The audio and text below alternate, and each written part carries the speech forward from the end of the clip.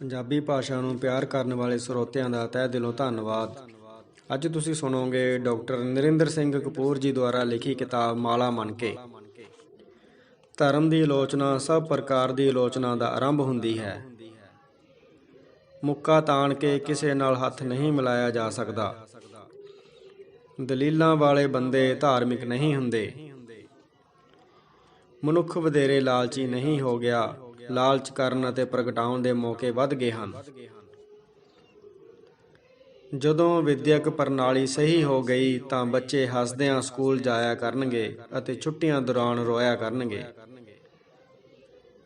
ਤਾਕਤਵਰ ਤਾਕਤਵਰਾਂ ਦੀ ਕਦਰ ਕਰਨ ਕਰਕੇ ਤਾਕਤਵਰ ਰਹਿੰਦੇ ਹਨ। ਕਮਜ਼ੋਰ ਕਮਜ਼ੋਰਾਂ ਦਾ ਅਪਮਾਨ ਕਰਕੇ ਹੋਰ ਕਮਜ਼ੋਰ ਹੋ ਜਾਂਦੇ ਹਨ। ਗੁਰੂ ਗੋਬਿੰਦ ਸਿੰਘ ਜੀ ਨੇ ਡਰ ਕੇ ਲੁਕਿਆਂ ਹੋਇਆਂ ਨੂੰ ਉਘੜਵੇਂ ਰੂਪ ਵਿੱਚ ਪ੍ਰਗਟ ਹੋਣ ਅਤੇ ਝੱਟ ਪਛਾਣੇ ਜਾਣ ਵਾਲਾ ਪਹਿਰਾਵਾ ਅਤੇ ਸਵੈਮਾਨ ਦਿੱਤਾ ਸੀ। ਮਹਾਨ ਚਿੰਤਕ ਸੰਸਾਰ ਨੂੰ ਅਜਿਹੇ ਅੰਦਾਜ਼ ਨਾਲ ਵੇਖਦੇ ਹਨ ਕਿ ਸੰਸਾਰ ਬਦਲ ਜਾਂਦਾ ਹੈ। ਇਹ ਸੰਸਾਰ ਨੂੰ ਬਣਨ ਵਿੱਚ ਕਰੋੜਾਂ ਸਾਲ ਲੱਗੇ ਹਨ, ਪਰ ਹਰ ਕਿਸੇ ਨੂੰ ਇਹ ਬਣਿਆ ਬਣਾਇਆ ਮਿਲ ਜਾਂਦਾ ਹੈ। ਸਿਕੰਦਰ ਆਪਣੇ ਉਦੇਸ਼ ਵਿੱਚ ਸਫਲ ਨਹੀਂ ਹੋਇਆ, ਪਰ ਉਸ ਦੀ ਦਲੇਰੀ ਸਾਰੇ ਸੰਸਾਰ ਨੂੰ ਫਤਿਹ ਕਰਨ ਦੇ ਸੁਪਨੇ ਵਿੱਚ ਸੀ। ਪ੍ਰੇਮੀ ਪ੍ਰੇਮਿਕਾ ਇੱਕ ਦੂਜੇ ਦਾ ਗੁਪਤ ਨਾਂ ਰੱਖ ਕੇ ਗੂੰਜੇ ਢੰਗ ਨਾਲ ਸ਼ਕਤੀਸ਼ਾਲੀ ਹੋ ਜਾਂਦੇ ਹਨ। ਕਤਲ ਕਰਨ ਵਾਲੇ ਵੀ ਕਾਤਲ ਅਖਵਾਉਣ ਤੋਂ ਡਰਦੇ ਹਨ। ਖਵਾਹਿਸ਼ ਨਾਲ ਬਦਲੇ ਰਹਿਣਾ ਅਤੇ ਧੂੰਆਂ ਨਾ ਨਿਕਲਣ ਦੇਣਾ ਮੁਹੱਬਤ ਦਾ ਦਸਤੂਰ ਹੁੰਦਾ ਹੈ।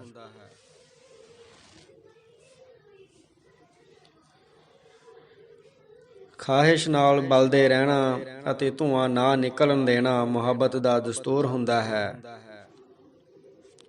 ਆਮ ਕਰਕੇ ਮਨੁੱਖ ਹਨੇਰੇ ਤੋਂ ਡਰਦਾ ਹੈ, ਪਰ ਕਈ ਚਾਨਣੇ ਤੋਂ ਵੀ ਡਰਦੇ ਹਨ। ਚੰਨ ਇਸ ਕਰਕੇ ਸੁੰਦਰ ਹੈ ਕਿਉਂਕਿ ਇਹ ਘਟਦਾ ਵੱਧਦਾ ਰਹਿੰਦਾ ਹੈ। ਚੰਗੇ ਬੰਦਿਆਂ ਦੀ ਚਰਚਾ ਕਰਨ ਨਾਲ ਹੀ ਰੌਣਕ ਹੋ ਜਾਂਦੀ ਹੈ। ਜਿਸ ਨੇ ਵੀ ਸੱਚ ਲੱਭਿਆ ਹੈ, ਭੀੜ ਉਸ ਨਾਲ ਨਾਰਾਜ਼ ਹੋਈ ਹੈ। ਸੈਰ ਨਾਲ ਤਾਕਤ ਅਤੇ ਤੰਦਰੁਸਤੀ ਹੀ ਨਹੀਂ ਵੱਧਦੀ, ਸਵੈ ਵਿਸ਼ਵਾਸ ਅਤੇ ਹੌਸਲਾ ਵੀ ਵੱਧਦੇ ਹਨ। ਜੇ ਕੁਦਰਤ ਦੀ ਸੁੰਦਰਤਾ ਮਾਨਣੀ ਆ ਜਾਵੇ ਤਾਂ ਲਾਲਚ ਅਤੇ ਸੁਆਰਥ ਘਟ ਜਾਂਦੇ ਹਨ। ਕਿਸੇ ਦਾ ਚਰਿੱਤਰ ਜਾਣਨਾ ਚਾਹੁੰਦੇ ਹੋ ਤਾਂ ਉਸ ਨਾਲ 1 ਘੰਟਾ ਖੇਡੋ। ਤੰਗ ਜੁੱਤੀ ਪਹਿਨਣ ਦਾ ਲਾਭ ਇਹ ਹੁੰਦਾ ਹੈ ਕਿ ਇਸ ਨਾਲ ਹੋਰ ਸਾਰੀਆਂ ਪਰੇਸ਼ਾਨੀਆਂ ਭੁੱਲ ਜਾਂਦੀਆਂ ਹਨ। ਪਰੰਪਰਾ ਨੂੰ ਵਿਗਾੜਨ ਤੇ ਪਤਾ ਲੱਗਦਾ ਹੈ ਕਿ ਪਰੰਪਰਾ ਕਿਤਨੀ ਬਲਵਾਨ ਹੈ।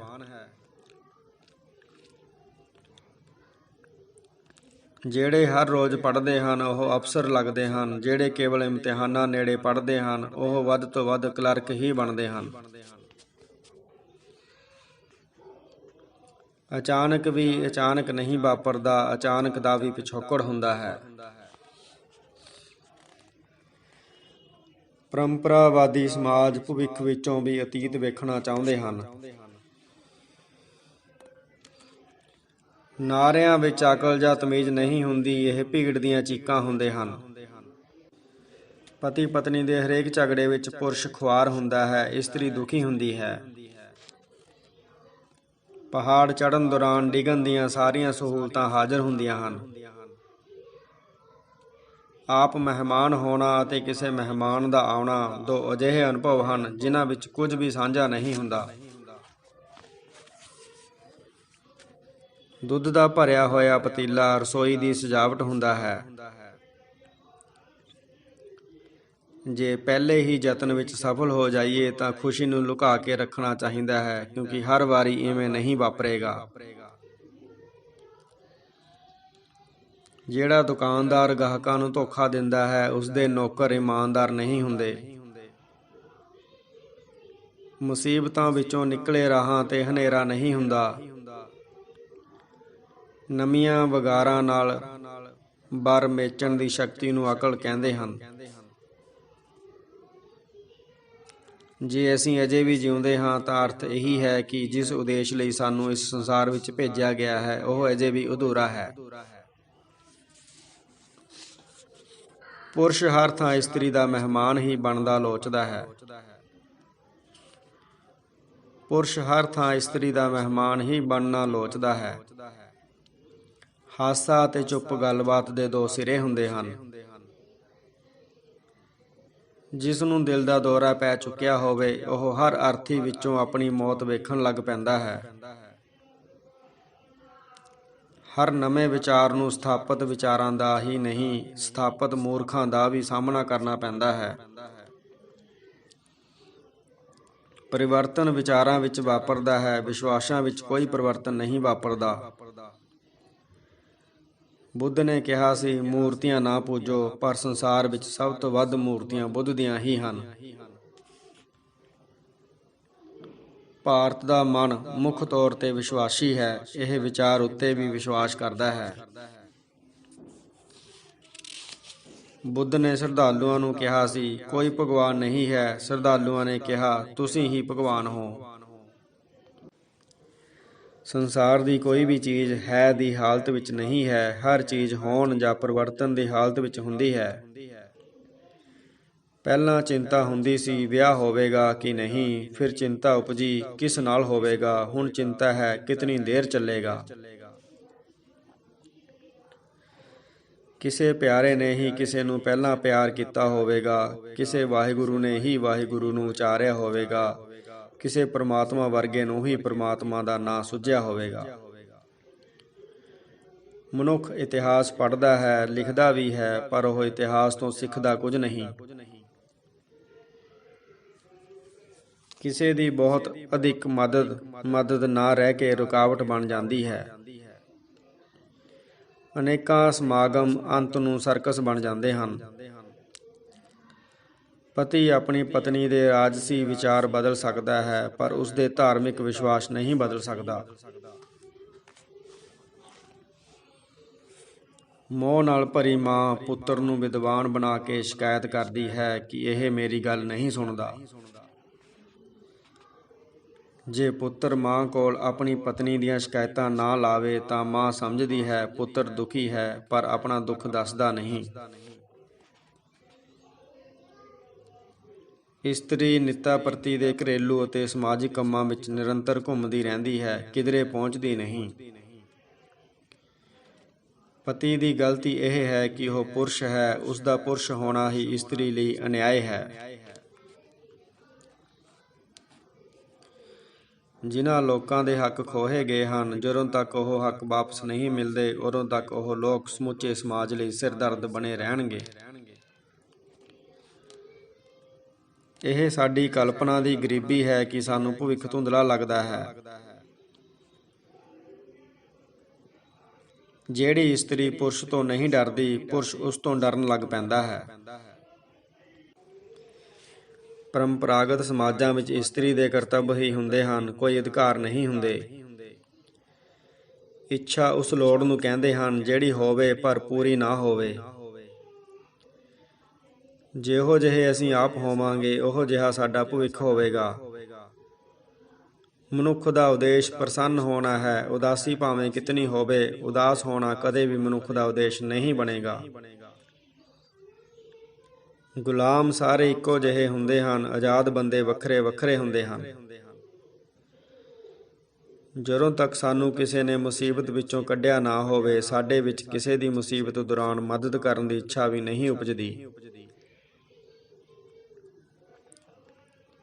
ਗੁਲਾਮਾਂ ਦੇ ਯੁੱਗ ਵਿੱਚ ਗੁਲਾਮਾਂ ਵੱਲੋਂ ਇਸਤਰੀਆਂ ਨਾਲੋਂ ਵੀ ਵਧੇਰੇ ਕੰਮ ਕਰਨ ਕਰਕੇ ਇਸਤਰੀਆਂ ਦਾ ਆਰਥਿਕ ਮਹੱਤਵ ਗੁਲਾਮਾਂ ਨਾਲੋਂ ਵੀ ਘਟ ਗਿਆ ਸੀ।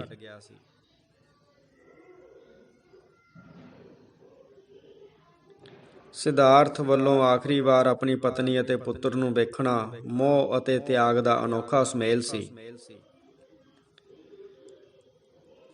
ਚੰਨ ਉੱਤੇ ਪਹੁੰਚ ਕੇ ਨੀਲ ਆਰਮਸਟਰਾਂਗ ਧਰਤੀ ਜੋਗਾ ਨਹੀਂ ਸੀ ਰਿਹਾ, ਕਿਉਂਕਿ ਉਸ ਮਗਰੋਂ ਉਸਦਾ ਨਾਂ ਧਰਤੀ ਤੋਂ ਹਟ ਕੇ ਚੰਨ ਨਾਲ ਜੁੜ ਗਿਆ ਸੀ।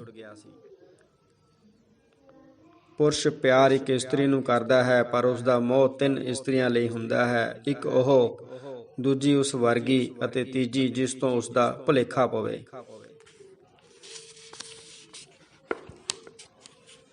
ਜੇ ਪੁੱਤਰ ਨਾਲ ਪਹਿਲੇ 10 ਸਾਲ ਪਿਆਰ ਅਤੇ ਫਿਰ ਕਰੜਾਈ ਕੀਤੀ ਜਾਵੇ ਤਾਂ ਉਹ 16 ਸਾਲ ਦੀ ਉਮਰ ਵਿੱਚ ਆਪਣੇ ਫੈਸਲੇ ਆਪ ਕਰਨ ਅਤੇ ਵੱਡਿਆਂ ਦੇ ਵਿਚਾਰ ਵਟਾਂਦਰੇ ਵਿੱਚ ਸ਼ਾਮਲ ਹੋਣ ਯੋਗ ਹੋ ਜਾਂਦਾ ਹੈ।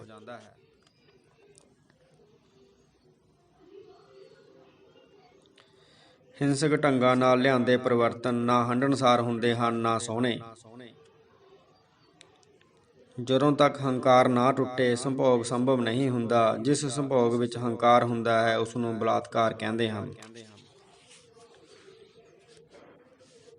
ਪਾਪ ਅਤੇ ਧਰਮ ਦਾ ਗੂੜ੍ਹਾ ਸੰਬੰਧ ਹੈ। ਜਿਸ ਦਿਨ ਸੰਸਾਰ ਵਿੱਚੋਂ ਪਾਪ ਮੁੱਕ ਜਾਵੇਗਾ ਉਸ ਦਿਨ ਧਰਮ ਵੀ ਮੁੱਕ ਜਾਵੇਗਾ। ਕਿਸੇ ਲੜਾਕੇ ਅਤੇ ਆਕੜਖਾਨ ਵਿਅਕਤੀ ਨਾਲ ਟਕਰਾਉਣਾ ਸੌਖਾ ਹੁੰਦਾ ਹੈ, ਪਰ ਉਸ ਤੋਂ ਖਹਿੜਾ ਛੁਡਾਉਣਾ ਔਖਾ ਹੁੰਦਾ ਹੈ। ਸੈਰ ਕਰਨ ਨਾਲ ਸਰੀਰ ਦਾ ਅਤੇ ਸਰੀਰ ਨਾਲੋਂ ਵੀ ਵੱਧ ਮਨ ਦਾ ਵਿਕਾਸ ਹੁੰਦਾ ਹੈ।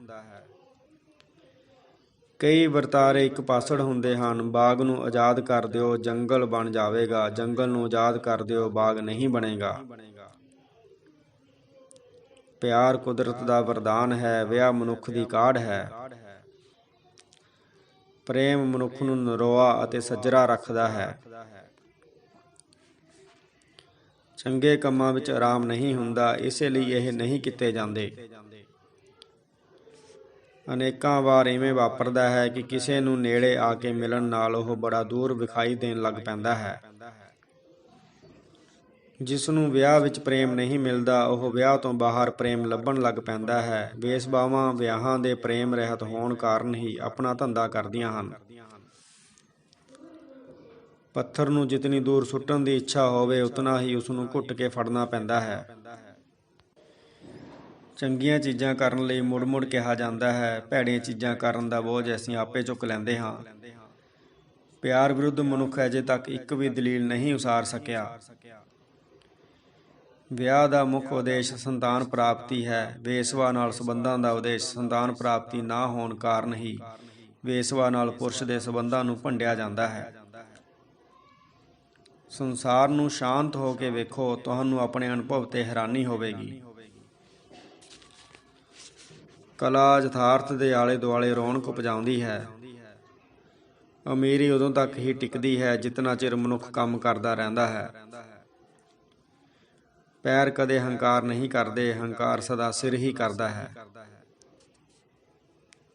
ਸੰਸਾਰ ਵਿੱਚ 7 ਨਹੀਂ 8 ਅਜੂਬੇ ਹਨ। ਲੱਖਾਂ ਲੋਕ ਆਪਣੇ ਆਪ ਨੂੰ 8ਵਾਂ ਅਜੂਬਾ ਸਮਝਦੇ ਹਨ। ਮਨੁੱਖ ਸੋਚਦਾ ਹੈ ਕਿ ਸੰਸਾਰ ਨੇ ਉਸ ਨੂੰ ਪਕੜਿਆ ਹੋਇਆ ਹੈ, ਜਦੋਂ ਕਿ ਅਸਲੀਅਤ ਇਹ ਹੈ ਕਿ ਮਨੁੱਖ ਨੇ ਸੰਸਾਰ ਨੂੰ ਪਕੜਿਆ ਹੋਇਆ ਹੈ। ਜਿਸ ਨੇ ਵੀ ਸੰਸਾਰ ਸਿਰਜਿਆ ਹੈ ਉਸਨੇ ਧਿਆਨ ਰੱਖਿਆ ਹੋਵੇਗਾ ਕਿ ਮਨੁੱਖ ਸੁਖੀ ਜੀਵਨ ਜਿਉਣ ਦਾ ਯਤਨ ਕਰੇ ਪਰ ਜੀਵੇ ਨਾ। ਨਿੱਜੀ ਵਿਕਾਸ ਉਦੋਂ ਵਾਪਰਦਾ ਹੈ ਜਦੋਂ ਮਨੁੱਖ ਆਪਣੀ ਮਰਜ਼ੀ ਨਾਲ ਇਕੱਲਿਆਂ ਕੰਮ ਕਰਦਾ ਹੈ। ਸਮਝ ਸਾਨੂੰ ਉਹੀ ਗੱਲ ਆਉਂਦੀ ਹੈ ਜਿਹੜੀ ਪਿਆਰ ਅਤੇ ਸੁਹਿਰਦਤਾ ਨਾਲ ਕਹੀ ਸੁਣੀ ਜਾਵੇ। ਕਿਸਮਤ ਦਾ ਸੰਕਲਪ ਹਾਰ ਅਤੇ ਅਸਫਲਤਾ ਵਿੱਚ ਕਮਜ਼ੋਰ ਬੰਦੇ ਨੂੰ ਧਰਵਾਸ ਦੇਣ ਅਤੇ ਜਿਉਂਦੇ ਰੱਖਣ ਲਈ ਘੜਿਆ ਗਿਆ ਸੀ। ਰਾਮਾਇਣ ਸਾਨੂੰ ਦੱਸਦੀ ਹੈ ਕਿ ਮਨੁੱਖ ਦੀ ਸੋਚ ਅਤੇ ਉਸਦਾ ਚਰਿੱਤਰ ਕਿਤਨਾ ਉੱਚਾ ਉੱਠ ਸਕਦਾ ਹੈ। ਸਨਮਾਨ ਉਹਨਾਂ ਇਨਾਮਾਂ ਦਾ ਹੀ ਹੁੰਦਾ ਹੈ ਜਿਹੜੇ ਨਿਰਪੱਖ ਹੋ ਕੇ ਦਿੱਤੇ ਜਾਂਦੇ ਹਨ।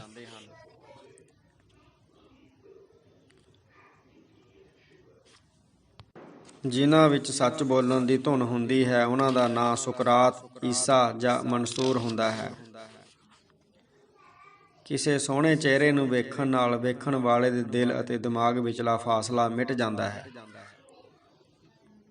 ਜੇ ਦਿਲ ਵਿੱਚ ਪਿਆਰ ਹੈ ਤਾਂ ਵੈਰੀ ਵੀ ਮਿੱਤਰ ਹੈ, ਜੇ ਨਫ਼ਰਤ ਹੈ ਤਾਂ ਮਿੱਤਰ ਵੀ ਵੈਰੀ ਹੈ।